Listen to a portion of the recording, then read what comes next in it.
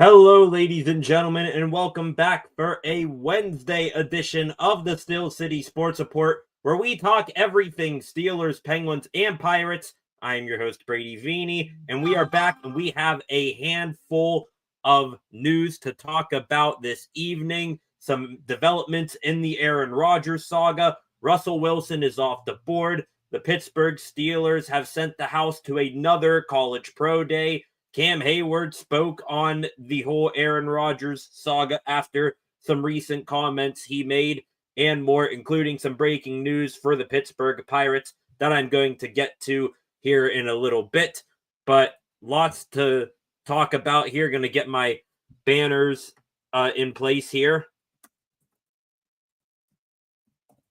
We're going to start here tonight with an Aaron Rodgers saga update. So, gonna wait for a couple more people to hop in here, and then we will get started.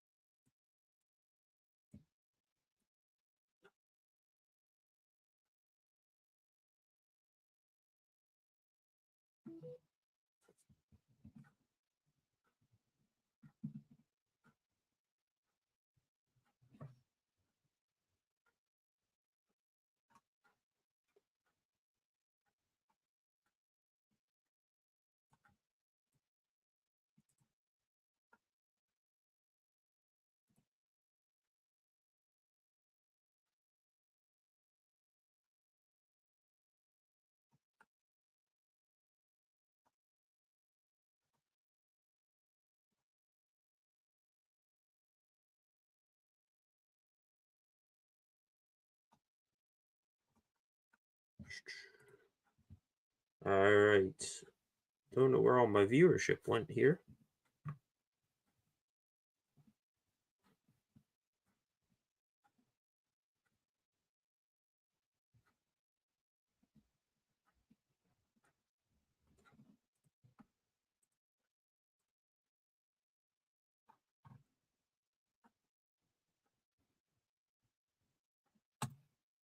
Okay, ladies and gentlemen. All right, we are going to get started here. A turn in the Aaron Rodgers saga could be coming pretty soon. By now, I'm sure all of you know that last night a massive domino in the Steelers' hunt for a starting quarterback fell, with Russell Wilson signing a one-year deal worth up to $21 million with the New York Giants. It's no surprise that Russ ended up with the New York Giants after all. Steelers writer for the team, Bob Labriola, reported a fracture in the relationship between the Steelers and Russell Wilson earlier this week. Pittsburgh Post-Gazette Steelers writer Jerry Dulac said Wilson did want to remain in Pittsburgh all the way up until he signed with the Giants, but that feeling was not mutual. Also, I'm sure the Giants signed Russ after, seeing the writing on the wall that Rodgers wasn't going to be signing with them. So with Wilson now officially off the market, it looks like the options for both the Steelers and free agent quarterback Aaron Rodgers are down to one apiece, each other, basically. So, especially for Rodgers, what else is there left for him to consider, honestly? It's either he goes to the Steelers or he retires, unless the Minnesota Vikings have a massive change of heart and, lob in a buzzer beater to sign Rodgers. But that's isn't going to happen, right? I hope you caught my my drift there. But earlier today, Minnesota Vikings beat reporter for The Athletic, Alec Lewis, reported that Vikings general manager Kwesi Adolfo-Mensah said Vikings head coach Kevin O'Connell has been in touch with Aaron Rodgers directly. Rodgers and O'Connell have had a relationship in the past, and Adolfo-Mensah continued saying that he is comfortable with the Vikings' current quarterback room led by redshirt rookie J.J. McCarthy, but isn't willing to completely shut the door on possibly signing Rodgers, saying, quote, "For me to sit here and say something is 100% forever, that's just not my job." So what I'm seeing and hearing tells me that Rodgers will still more than likely end up wearing the black and gold here soon, or, up for this upcoming season. But this may keep Aaron, this report of the Vikings head coach reaching out to Rodgers personally, this may hold off Rodgers from making a decision just a little bit longer. But, going back to, him wearing the black and gold most likely, I mean, hell, earlier today, senior NFL insider Josina Anderson posted on X that one of her league sources said that the Steelers feel like they're getting closer to a resolve in their quarterback situation, sort of hinting that Rodgers is their guy. Anderson added that Rodgers, when he met with the Steelers at their facility last Friday, he met with offensive coordinator Arthur Smith. They watched some film, talked their, ideas and comments on watching that film, and sort of just vibed it out. There wasn't, any, how you doing, let's get to know each other, we're talking for the first time, none of that. It was really, I think, in my eyes, them seeing if they're compatible at all in what they see and what they talk about when watching film. So it was just a big vibe out. So, and you know what? Rodgers speaking with Smith like that, going over films, that is a good sign with me, because Rodgers, I think that he is going to be willing, if he's willing to work with Smith like that, then he's more willing to come into the Steelers organization, work with the coaches, instead of throwing in his own personal playbook that he had up in Green Bay and in New York. And we all saw how well that went, especially in New York. He got everyone fired doing that exact thing, transforming the offense in the way that he is most comfortable. Basically, turn himself into head coach, general manager, offensive coordinator, and starting quarterback right there. So, also another note there from Anderson on Rodgers' meeting on Friday. That will be coming up in the next segment. You'll be interested in hearing that. But yeah, after Wilson signed with the Giants last night, seems like a guarantee that Rodgers will be with the Steelers eventually. But that little report from Alec Lewis, I do think, is going to hold an Aaron Rodgers decision off, delay it just a little bit. You waited this long. What's another, couple of weeks or whatever? So, in my opinion, between now and the Pat McAfee live show in Pittsburgh, which, Aaron Rodgers, buddy with Pat McAfee and his co-host AJ Hawk, of course, Rodgers be very much like him to show up at the show, say that he signed with the Steelers, get a big pop out of everyone, and walk out. So between now and that show on April 9th, we are on watch for Aaron Rodgers signing being imminent. After that, if he's not signed by April 9th, if, clock strikes midnight and it's April 10th, then I believe any and all options are on the table, including possibly drafting a quarterback in this year's draft. Steelers will probably be looking at, Jackson Dart, Jalen Milroe, two quarterbacks who they met yesterday and today. I'll get into those here in a little bit, or even Shedeur Sanders if he falls, far enough for the Steelers, if they're interested trading up and getting him. But I think, it's either Rodgers signs between now and the 9th, or the Steelers may need to deviate off of their plan of taking a possible franchise quarterback when the draft is in Pittsburgh in 2026.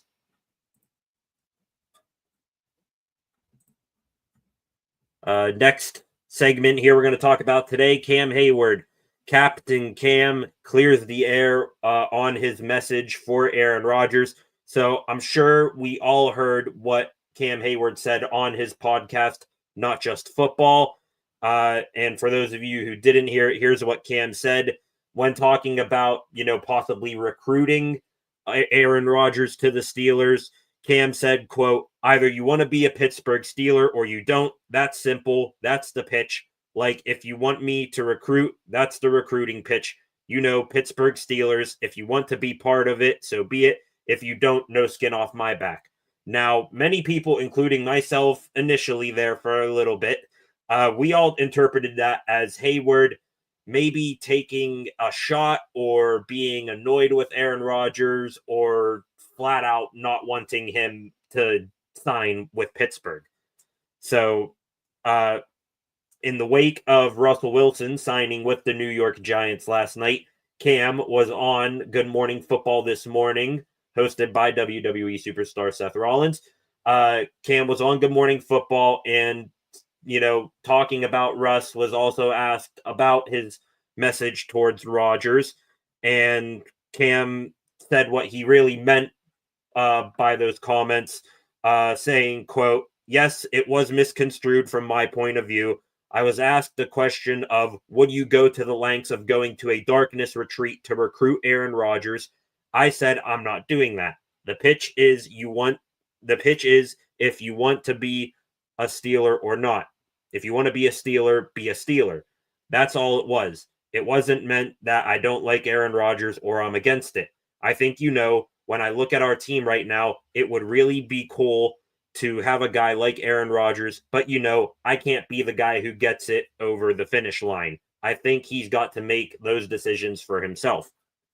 Honestly, I believe that's how Cam genuinely feels. I don't think he was, being malicious towards Rodgers on his podcast. If anything, I think that was him. He's human. He has social media. He sees that any and all discussions for the Pittsburgh Steelers and around the Pittsburgh Steelers right now is about the quarterback situation. And I think he's just tired of hearing that, or, him maybe having that bit of snarl in his tone in his comments the first go around was, him not so subtly, but subtly saying that I want to be left out of this whole thing. So answering a follow-up question on if he had spoken to Rodgers yet at all during this process, and this was confirmed by Josina Anderson. This is the other note that she posted on X today. She said that, and Cam said this as well, that he was in the building on Friday when Rodgers was there, but that he and others were escorted out of the building while Rodgers was there. So that raised my eyebrow almost immediately. Take it for what it's worth. I'm a little perplexed by it. I understand that the Steelers wanted to keep things hush-hush on Rodgers being in Pittsburgh. Supposedly he was there, got there in the morning, and then news of it didn't come out until around the afternoon.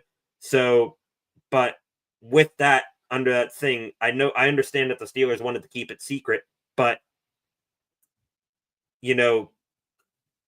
Cam, your team captain, who said he was there, with trainers. I don't know if he was, getting just like working out or if he was getting something looked at, but he's your, team captain. I mean, you can leave him in the building. I don't think he's going to be the first one to go out and brag to the world that Aaron Rodgers is here, nor would I think he cares. And also, wouldn't you want him there to, maybe clear the air with Aaron Rodgers? So, I mean, he said he was there in the building and that he and others were cleared out. And it was pretty much, I wouldn't be surprised if it was pretty much, Tomlin, Omar Khan, Arthur Smith, and Aaron Rodgers were the four left in that whole half of the Steelers facility. So, I mean, another thing, as many of you know, the only player on the Steelers that has been kind of confirmed to have spoken with Rodgers has been tight end Pat Freiermuth. But, we will have to wait and see if any conversation between Heyward and Rodgers happens soon before he signs. But, I mean, hey, at least Cam got us DK Metcalf, so I'm not going to complain. That's another little Cam Heyward story that came out recently. Heyward was out in Los Angeles and he caught wind of DK Metcalf possibly joining the Los Angeles Chargers. And he also said this on his podcast, quote, I was in California at the time and I heard DK was in town. And then someone was like, oh, he's going to the Chargers. And so I hit up one of my friends, Tracy Perlman, and she was like, yeah, I hear he might be going. I'm like, text DK, tell him to come with us. So maybe Cam, he got, DK to think about the black and gold more than other locations like the Los Angeles Chargers, and another team that was in on Metcalf that just came out was the New England Patriots. Of course, they signed Stephon Diggs last night to a 3-year deal. But, hearing that, maybe we should have put Cam on the front lines of negotiations with Justin Fields. Then maybe the quarterback situation wouldn't be as chaotic right now. Before I go any further here, 5 of you in here saw we've been bumping up to 5 and 7 here, up and down. If you haven't already, please subscribe to the channel. Also, feel free to turn on notifications so you get notified when I go live, and like and share this stream and comment in the live chat. Love interacting with you fine folks with any questions and comments that you may have. Moving on here to our third Steelers segment of the day. Yesterday on this channel, we talked about the Pittsburgh Steelers sending the whole house of head coach Mike Tomlin, general manager Omar Khan, offensive coordinator Arthur Smith, and I'm sure more. The whole crew went down to Austin for Texas's pro day yesterday, and we got some good information from that pro day. The Steelers met with quarterback Quinn Ewers before the pro day began. They scheduled a top 30 visit with Texas running back Jaden Blue, who is an absolute burner. I think he ran in the 4.2s at his pro day. And I'm sure they had their eyes on other top prospects that Texas is churning out for this year's draft class, like wide receivers Matthew Golden and Isaiah Bond, defensive linemen Alfred Collins and Vernon Broughton, and defensive backs Jahdae Barron, and there's another safety whose last name Mukumba. But so Steelers had their eyes peeled down there in Texas for, I'm sure, a handful of prospects. And immediately after that pro day yesterday, the whole Steelers operation, sure they have a private jet down there, got on that bird, came back up north, and they were in Columbus, Ohio today for Ohio State's pro day, and we got more prospects to talk about. The top prospects to keep an eye on and an ear out for are quarterback Will Howard, running backs Quinshawn Judkins, and running back Travion Henderson. Of course, Ohio State national champions this past year, so their starting quarterback and their 2 top running backs. Jerry Dulac of the Pittsburgh Post-Gazette said that Mike Tomlin and Omar Khan met with those 3 supposedly over dinner last night. And, behind Ashton Genty from Boise State and Omarion Hampton from UNC, it's pretty hard for me right now to not put Henderson and Judkins at the top of my running backs list. I would like the Steelers to take in April. As for Howard, he has a lot of upside. He improved down the stretch of last season and had a really good postseason towards winning the national championship. I think he is worth the Steelers investing a 4th or 5th round pick into him in April. So 3 great options there. Wouldn't be surprised if, any of the 3 are Steelers after the draft. 2 other names to keep in mind. Wide receiver Emeka Egbuka was the Steelers nation draft darling for months up until DK Metcalf got traded to Pittsburgh. Still could be a 1st round pick for the Steelers. I know I like him very, very much. I mean, the Steelers, they need to invest that 1st round pick into other positions, I'm sure. But, if Egbuka's there and, some of your other top options are gone, it'd be hard for me not to take him. He's a route runner, has no issues on or off the field, level-headed guy, and he can play in the slot. So you got DK Metcalf and George Pickens on the outside, put Egbuka in the slot, and you got probably one of the top 5 trios of wide receivers in the NFL. But Egbuka, a name to keep an eye on. Another name to keep an eye on, defensive end JT. I'm going to butcher this. Tumolo'o. I completely butchered that. If you just look up Ohio State JTTUI, you'll have the rest of his last name popped up in the search engine. And I'm going to say why to keep an eye on those two as well here in a minute. So fast forward to this afternoon, Tomlin, Kahn, and Arthur Smith, and I'm sure more, were among the 141 total NFL personnel at Ohio State's Pro Day.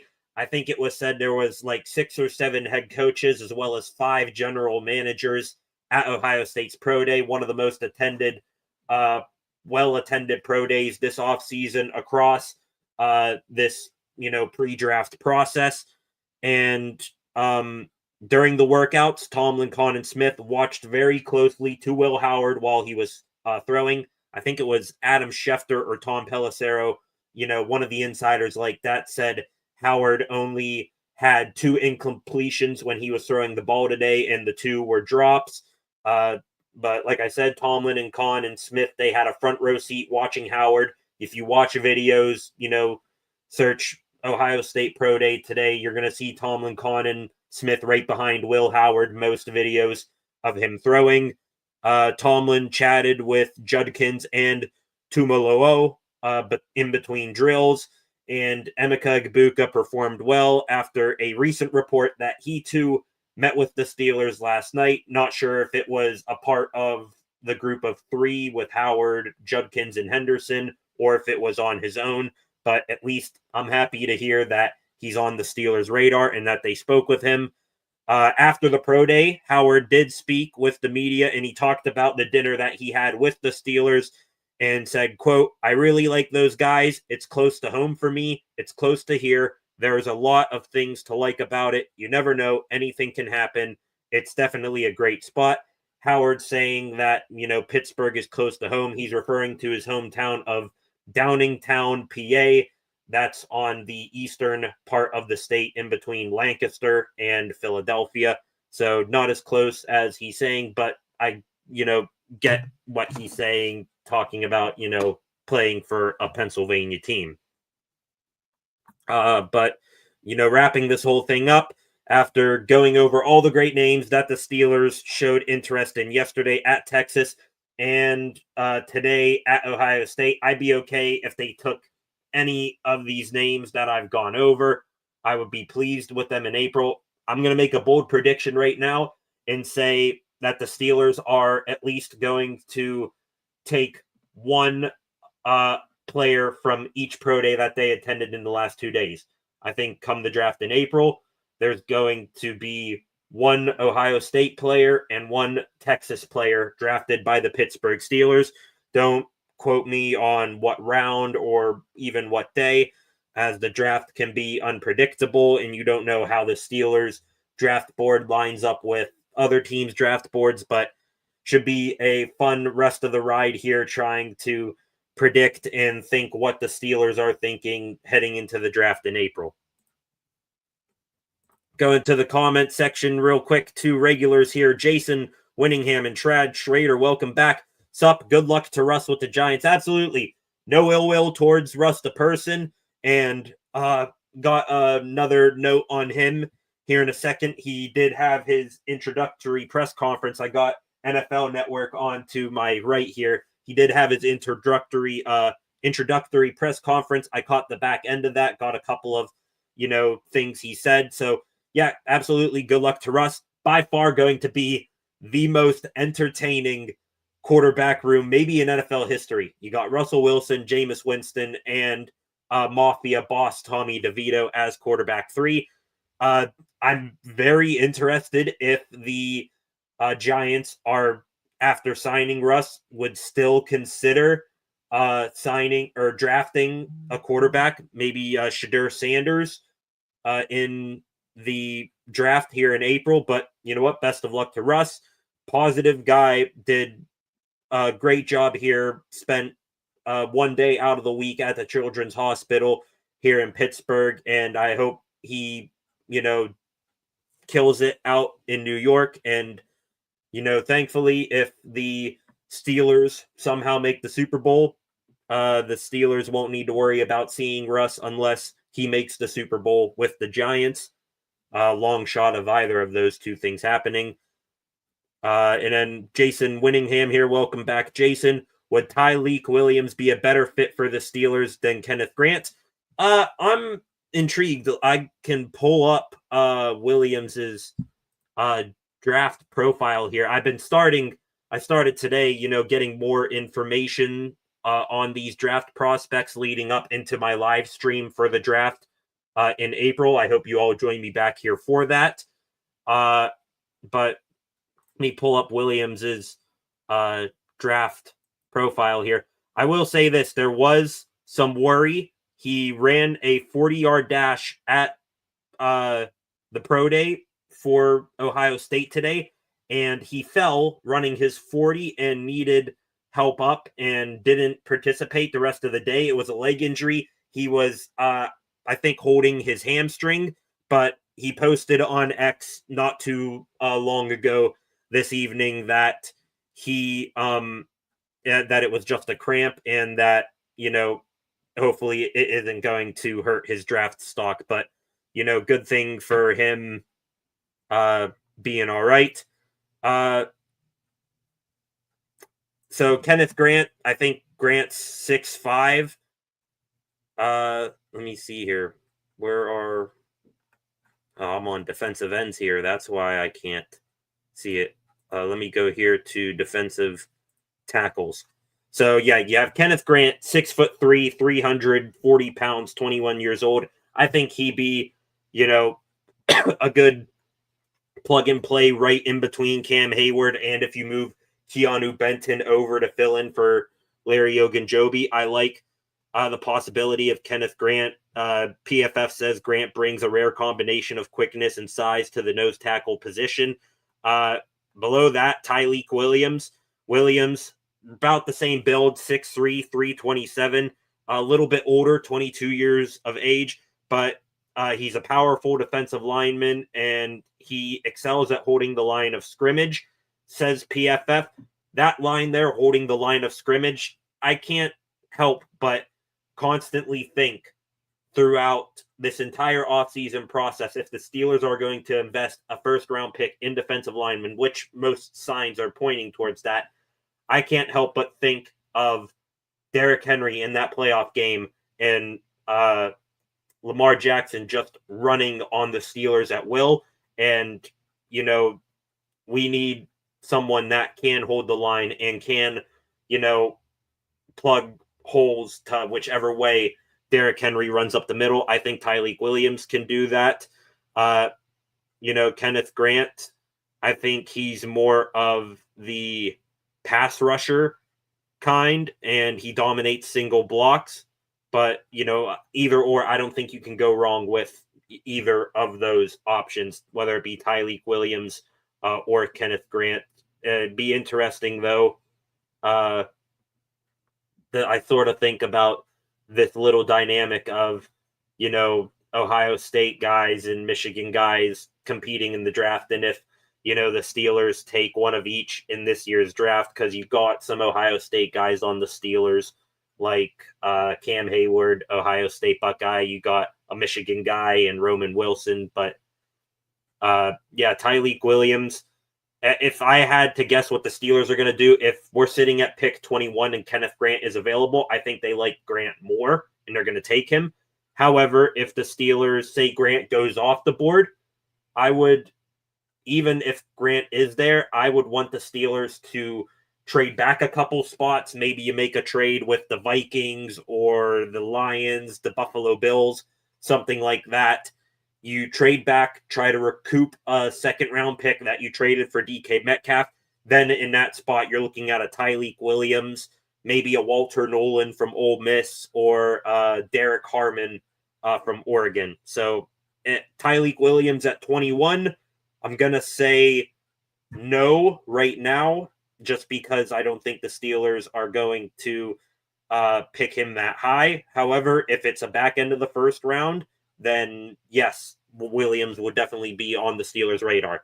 But also another thing, interesting enough, I heard nothing of the sort today of the Steelers meeting with him or talking with him from the various reporters that were at Ohio State's Pro Day. You know, we got news and photos of Tomlin talking with Quinshon Judkins and JT Tuimoloau. I definitely thought Tyleik Williams would have been a guy that they would have at least, chatted with on the field, but I didn't see that happened. So sorry, Jason. Thank you for commenting. Thank you, Chad, for commenting as well. We'll see. I'm getting stoked by the draft in April. Like I said, working on my prospect document, got measurables and 2024 season stats, accolades, pros and cons, player comparisons for each prospect. Worked on the quarterbacks today. Going to hopefully have that done by the end of the night, and then I'll work on to running backs, wide receivers, so on and so forth. We're going to hit on a hodgepodge of other Steelers news real quick. While the big heads in Mike Tomlin, Omar Khan, and Arthur Smith, while those guys were in Texas yesterday and Ohio today, Steelers special teams coordinator Danny Smith stayed home, held down the fort, and was pictured chatting with Pitt kicker Ben Sauls. Pitt also had their pro day this afternoon. This isn't me putting on my Pitt homer glasses here. I'm not a Pitt homer when I say Ben Sauls, lefty kicker, was the best kicker in college football last season. Now, is he going to be a Steeler after the draft in April? I'm going to say no. I would be shocked if he goes undrafted. If he does, I'd say the Steelers pick him up. You're not going to unseat Chris Boswell, but you can come in and light it up in Latrobe. I would love to see a kicking contest between Boswell and Sauls. Sauls, I think I saw a video of him hitting 58-yard field goal with ease today. But like I said, I don't think Sauls is going to make it out of the draft. I'd expect him to be a early day 3 pick, 4th or 5th rounder, because he's just that elite of a kicker, and you don't really get too many of those coming out of college. College kickers, you sort of experiment with them, pick them up when they're undrafted. But Sauls, I think, is a guy who definitely should be drafted. Staying on the topic of special teams, the Steelers hosted 3 long snappers, 4 workouts. Didn't really catch their names, nor do I really care to catch their names, because I think it's just a little bit of a competition for Christian Kuntz, who's been the Steelers' long snapper for years now. Kuntz has been pretty automatic with his snaps. I don't see any reason for him to be on any sort of a hot seat, and I'd be shocked if he is unseated by one of these 3 long snappers who got worked out, especially because I think he just signed an extension not too long ago. Former Steelers wide receiver Steven Sims has signed with the Seattle Seahawks last night. Do with that information what you will. I just thought it was interesting. At least he's off the Ravens now. I think that's where he was last. Or was it that, or was it the Commanders? I don't know. Steven Sims, former Steeler, had a good season here. I believe that was in 2022. Russell Wilson, talking about Russell Wilson, he did have his introductory press conference with the New York Giants. Like I said, I was catching the tail end of it as it was going on here. He talked about numerous things. First and foremost, said that he was thankful for the Steelers organization, and the city of Pittsburgh thanked a handful of teammates, including TJ Watt, Cam Heyward, and an odd enough shout out to special teams captain Miles Killebrew. Russ said that he expects to be the starting quarterback of the Giants this year. Probably be in a competition somewhat with Jameis Winston, but we'll have to see if that actually will become reality if they pass on Shadur Sanders in the draft, or, even if, say, like Jackson Dart or Jalen Milroe falls out of the first round, see if the Giants, they have early picks in the second and third round. Wonder if they pick up a quarterback then as well. And last thing he really said was he did his show shtick that he did here in Pittsburgh, complimenting every single player on the offensive side of the ball, whether it was like Malik Neighbors Malik Neighbors and Tyrone Tracy, even down to like a special teamer that, the Giants signed so far that has no shot of making the team. And the last Steelers note, last Steelers note, is that we may be seeing more Watt on our TV screens this upcoming season. And no, I'm not talking about TJ. Multiple reports confirmed today that TJ Watt's older brother JJ will be putting on the headset this upcoming season as a game analyst alongside Ian Eagle on CBS's number 2 broadcast crew. JJ reportedly will be on TV weekly, and we all can assume right now with his brother on the Steelers that he is going to be on the call for more than a couple of Steelers games this upcoming season. So close enough. Welcome to the Steelers, JJ Watt. We all were hoping to see JJ and TJ on our TV screens a whole bunch as Steelers fans. Turns out it's not going to be as JJ as a player, but at least happy to see that he's getting the shot in the commentary booth. Excuse me. I need a drink of water real quick.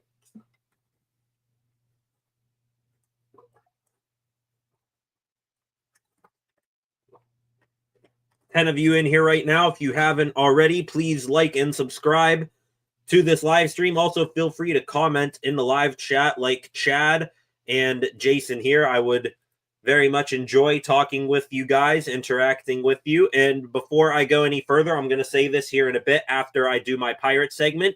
To the 10 of you watching right now, I hope you join me back here tomorrow around 4 o'clock for a live stream. I will be live for commentary and reaction and analysis to the Pittsburgh Pirates season opener. They are in Miami to take on the Marlins. First game of the year. Paul Skeens, no shock, gonna get the start in that one against former Cy Young winner, Sandy Alcantara for the Marlins. So I hope you all join me back here around 4 o'clock tomorrow. Can't wait to watch Buckeyes baseball being back. It's probably going to be frustrating.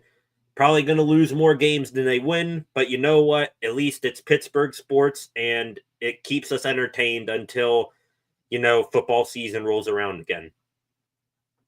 And speaking with the Pirates, we're going to get into that segment real quick after I go over Twitter real quick just to see if there's any more breaking news. Yeah, there is a bit of news right there. I just bookmarked.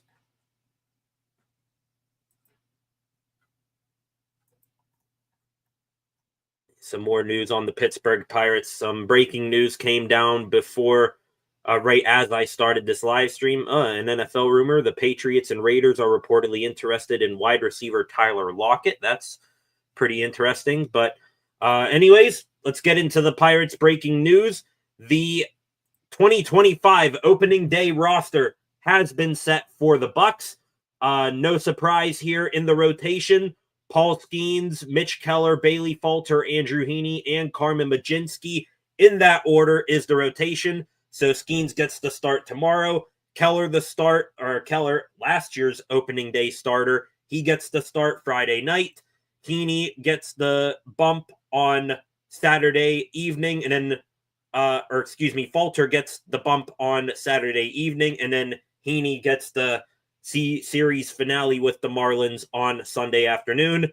And assuming that the Pirates don't deviate from this rotation because they're very, very controlling over stuff like that, Mlodzinski would get the start in the series opener against the Tampa Bay Rays on Monday.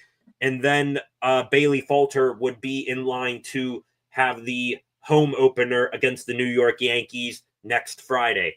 So Skeens, Keller, Falter, Heaney, that is your rotation to start the year. No Jared Jones, of course, if you don't know already. Jones dealing with an elbow issue, but we did get some good news on that yesterday. Scans showed that there was no ligament tears and that he will avoid surgery. Thank goodness, because when you hear elbow injury and then when you hear he's getting a second opinion, you automatically think Tommy John surgery. He's done for this season and most of next. Thankfully, that is a situation we have avoided for the time being. He'll be out 6 to 8 weeks, but we'll be eyeing a midseason return. So hope you get well soon there, Jared Jones. I assume once he gets healthy, he will slot back into the rotation for Carmen Mlodzinski. Looking at the Pirates bullpen pitchers, pseudo closer right now. Not going to say definitive closer because he was a little rocky in spring training, and manager Derek Shelton said he's not going to commit to him being the starter or the closer full-time again quite yet. David Bednar, Colin Holderman, and Dennis Santana will presumably be your setup guys. Justin Lawrence, who the Pirates claimed off of waivers from the Colorado Rockies earlier this month, also made the opening day roster.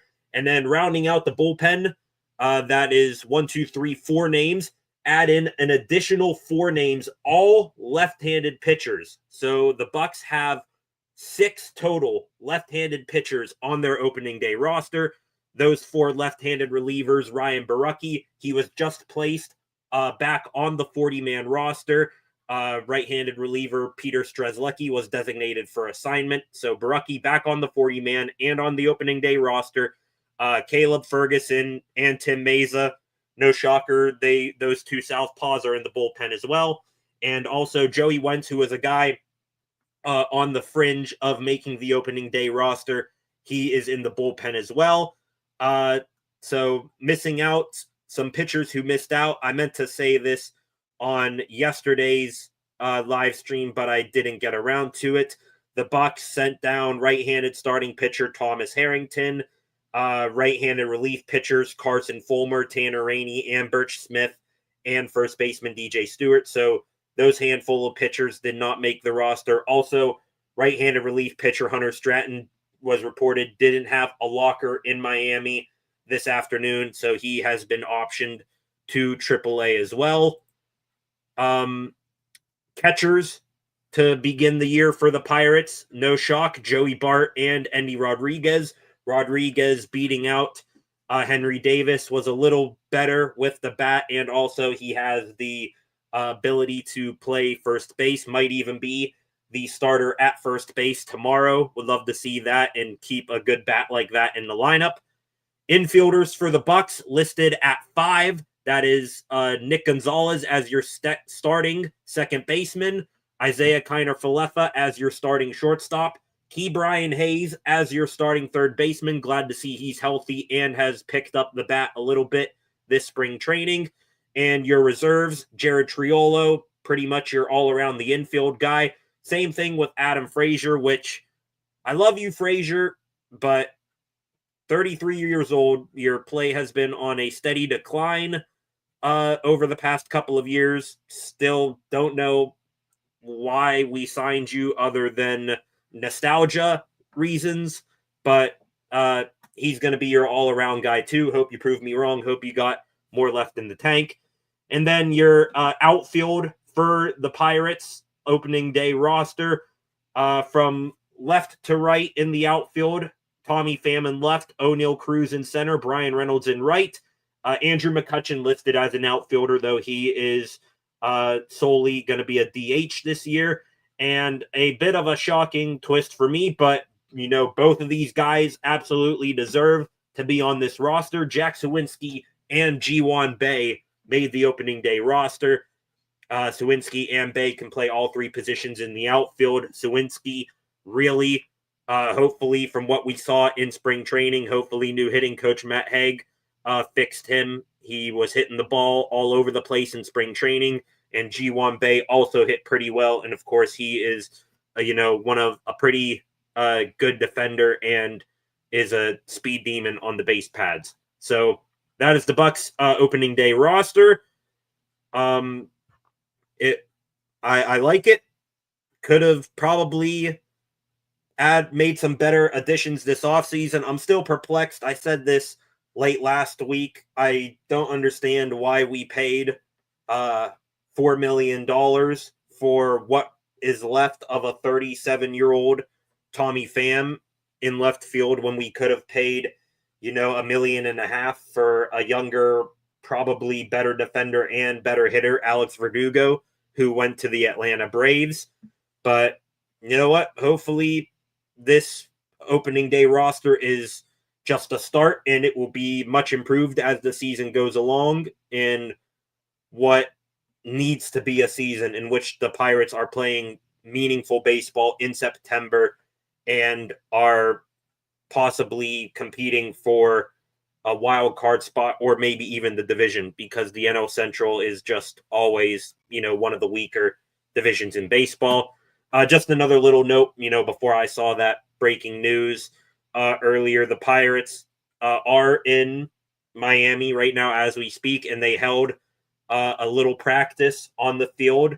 They're at, I believe it's Lone Depot Park, playing first base, getting reps at first base. Jared Triolo, Endy Rodriguez, Adam Frazier, and Spencer Horwitz. Horwitz probably, like Jared Jones, going to start on the injured list to begin this year, but it's great to see him getting reps at first base, and we'll have to see if he can reclaim it when he gets back from injury. And speaking of Jared Jones, like I said, Jones is going to start on the 60-day IL. We did get an official update from Pirates Senior Director of Sports Medicine, Tom Tomzich. Noah Hiles, Pirates reporter for the Pittsburgh Post-Gazette, posted the quote here. It says, after collaboration and a second opinion with Dr. Keith Meister, a name familiar with me, probably the top and most well-known elbow, arm injury doctor for MLB players out there. So after collaboration and a second opinion with Dr. Keith Meister, he did confirm the original findings that Jared Jones did sustain a UCL sprain to the right elbow. Now, what's most important here to understand is through his current clinical exams, supported by imaging, the ligament is stable. So what that means is conservative management was recommended. It has been recommended that he will not pick up a baseball for approximately 6 weeks' time. He will continue to have serial imaging and be evaluated by the medical staff daily. And as long as that continues to show the healing that we envision, he may begin a two-handed plyo program in about 3 weeks' time, but that will solely be based on the physician's exam. So Jared Jones out a minimum 6 weeks, probably because the Pirates are going to be, overly cautious with this, I believe. Probably be closer to 8 weeks, and then he'll probably have a slow program build up back to, a starter's routine, probably be down in the Pirate City facility down in Bradenton, and then past that, he'll get a couple starts with AAA Indianapolis, maybe even AA Altoona. But until then, if Mlodzinski, it's really Carmen Mlodzinski's first time in like 3 years being in the starting rotation. And if he falters, no pun there for Bailey Falter, bring up Thomas Harrington and Bubba Chandler. You got two elite pitching prospects, your two top elite pitching prospects at that, and two of the best prospects in baseball right there in AAA. Bring them up. They're pretty much MLB ready. And then when Jones does get back, we'll have one of the best rotations, if not the best rotation in all of baseball. And real quick, that's enough for the Pirates right now. Real quick, just going to hit on some Penguins news. Pens were in Tampa last night and just straight up, not going to sugarcoat it, got their asses kicked up one side and down the other by the Tampa Bay Lightning. I believe the final of that game was 6-1. Game was over in the first period. They just showed no life. They got outworked. Head coach Mike Sullivan. I always do that. Head coach Mike Sullivan was fuming. Tristan Jarry, I think, let up 3 goals or 4 goals on 8 shots. Real Tristan Jarry for the majority of this season performance right there. So Jarry gave up 4 goals. Alex Nedeljkovic went in net, didn't have much more success. Mike Sullivan was fuming. But the bigger topic there, Evgeny Malkin did not play in that game.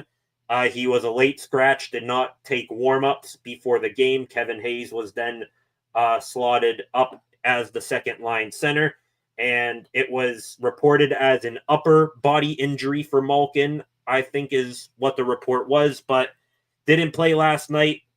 Pens their next game is in Buffalo. Malkin was on the ice for Pens practice today in a white non-contact uniform, so wonder, what his status will be, not just for this next couple of weeks, but for the remainder of the season. If it's something that could get worse if he comes back, say, at, 60 or 70%, I'd tell Gino to shut it down. There's nothing to lose, everything to gain right now for this season. I'm not lying when I say Penguins are and need to be shooting for that top 5 draft pick in this year's draft, and you have a better chance of doing that if number 71 is out of the lineup, and then Malkin can just focus on, rehabbing his body and being ready for next season. And I'm going to take another quick scroll here through Twitter. There are 7 of you in here right now. If you want to, feel free to comment in the live section. If you have any more questions or comments for me, I would be more than happy to take those and answer them. In the meantime, like I said, we're just going over some Twitter news here.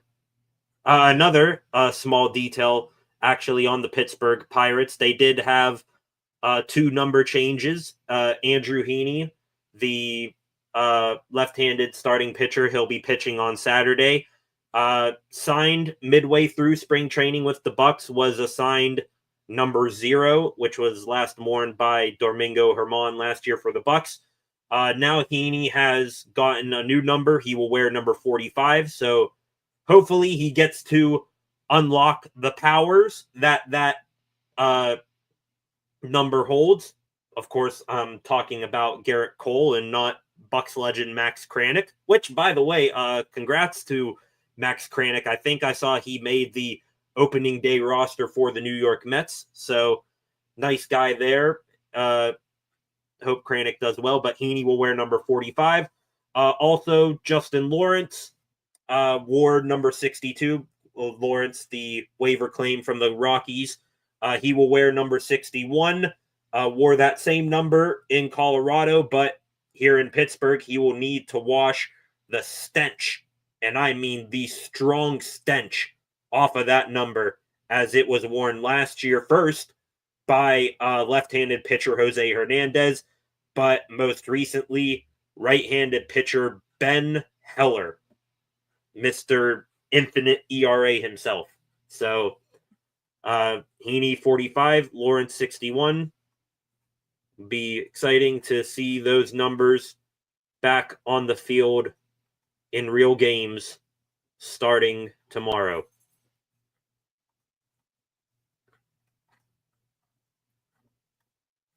Looking more here, Dov Kleiman, not really an NFL reporter. I think he's just, a guy pretending to be an NFL reporter.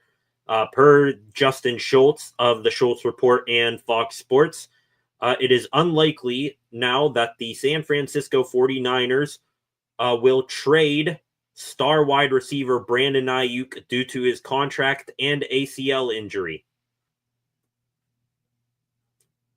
Yeah, I'm cool with not uttering the name Brandon Ayuk ever again after all he put us through last season. I mean, hell, after probably this time next year, I'm going to say the same thing about Aaron Rodgers. They're basically saying that basically the same situation. You know, Ayuk is using the Steelers for leverage to get a big contract out of the 49ers, and Rodgers, even though it's still more likely than not that he signs with the Steelers, I think he's, waiting for the Vikings to finally want him.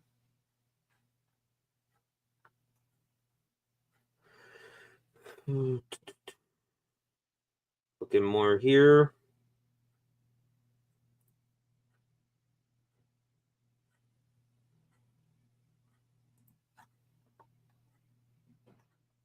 Seeing a video now, Brian Dable, Ciara, and Russell Wilson shaking hands, giving hugs up there in New York. I mean,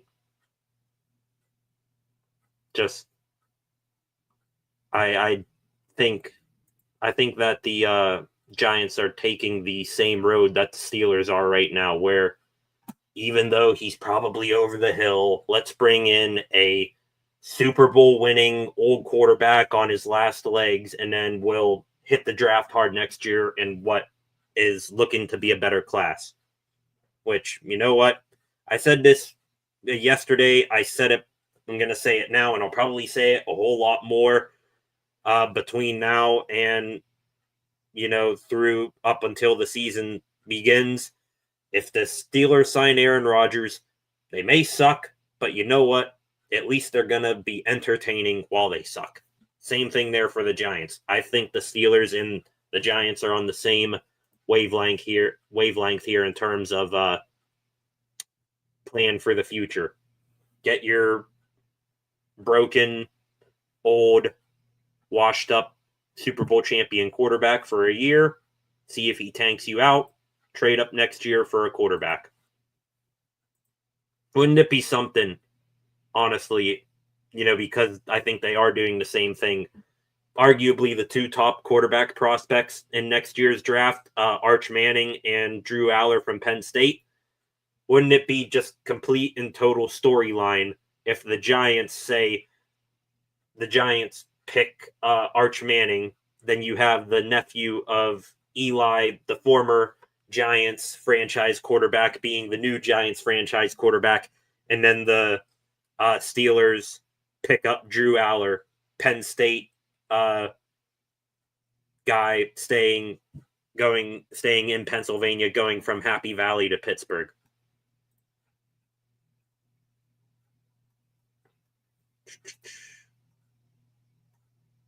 Pittsburgh Pirates posting 40 minutes ago, almost time. Andrew McCutchen taking BP down there in Miami. I am happy to see this, though. Do I have the hat here? No, I do not have the hat here. Pirates still have the Stargell Star hat as their batting hat. Love seeing that stays. And honestly, I would much prefer those to be their regular hats anyways. Russell Wilson, hey, the new Russell Wilson slogan has dropped. First, it was Broncos country, let's ride.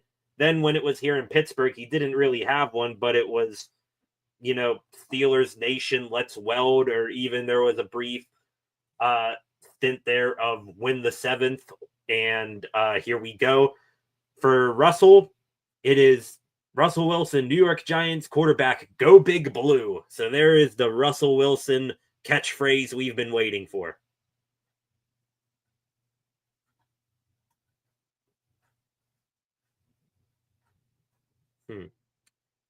Okay. All right. I'm not seeing anything else, so I think that's going to do it here this fine evening. 6 of you left in here. Again, I am very appreciative for all of you who have joined me here tonight. And like I said, here, in fact, let me do this real quick. Do I have it right here? I do have it. Give me 1 second to download this, ladies and gentlemen.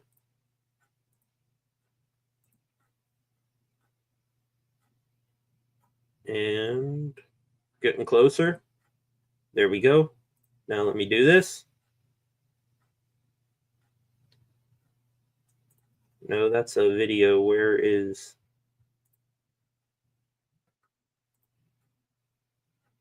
Aha, there we go.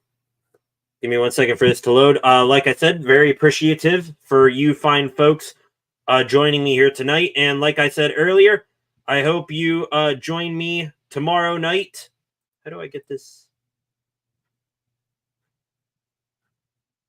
Okay, do I pop this up? All right, then let me do this. Oh. I thought I was going to be able to pop up the thumbnail for tomorrow's video. Let me see. Can I share screen?